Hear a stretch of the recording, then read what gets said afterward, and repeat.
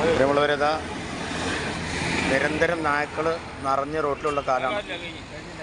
ഇതാ അവസാനം ഒരു നായത റോട്ടിലിടിച്ച് ചത്താണ്, ഒരു ബൈക്കിനിടിച്ചതാണ്.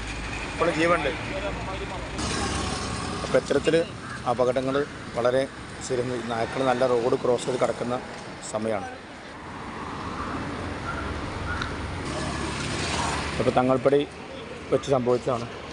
ഇതുപോലെ നായ്ക്കൾ ഒട്ടും പ്രതീക്ഷിക്കാതെ റോഡ് മുറിഞ്ഞ് കിടക്കൽ വളരെ സ്വാഭാവികമായിട്ട് കണ്ടുകൊണ്ടിരിക്കുന്ന ഒരു സമയമാണ്.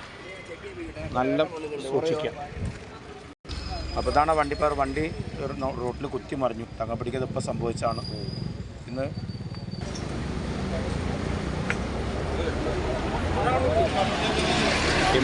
3-ാം തീയതിയാണ്, 2024 12-ാം മാസം ഡിസംബർ 12 3-ാം തീയതിയാണ്.